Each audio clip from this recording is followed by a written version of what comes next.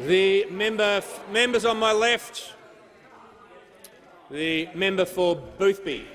Thank you, Mr Speaker. Mr Speaker, my question is to the Treasurer.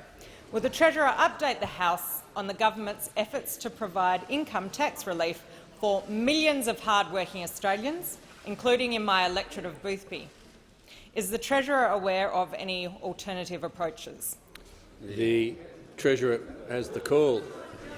Thank you, Mr Speaker. And I thank the member for Boothby for her question and can inform her and the House that nearly 70,000 taxpayers in her electorate will benefit from the passage of our tax bill through this parliament, Mr Speaker, and around 30,000 of those will get the full $1,080, Mr Speaker.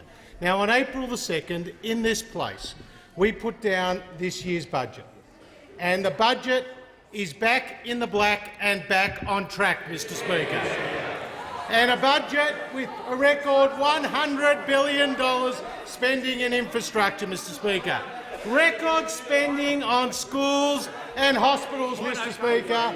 And as members on this side of the House will remember, we have done all of that without increasing taxes, Mr Speaker, without increasing taxes. But central to the budget was $158 billion of tax cuts, Mr Speaker, focusing on short-term relief and long-term structural reform, which will see around 94% of Australian taxpayers pay a marginal rate of no more than 30 cents in the dollar.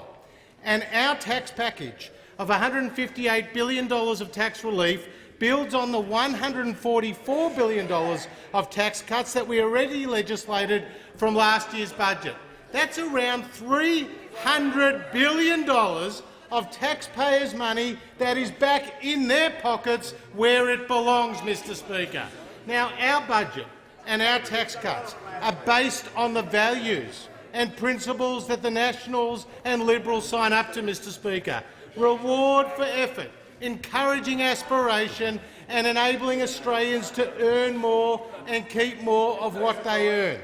But we are doing all we can to reduce taxes against the will of those opposite, Mr Speaker, because those opposite are ignoring the will of the Australian people, Mr Speaker, ignoring the message that was sent loud and clear at the most recent election. Now, we on this side of the House, all 77 members, we got the message, but only 2 members opposite got the message that the Australian people want tax cuts. That's the rent-a-quote, the member for Hunter over there, Mr Speaker, and the aspirational frontbencher, the member for Wills, Mr Speaker. They got the message from the Australian people. Now, as long as the member for Rankin,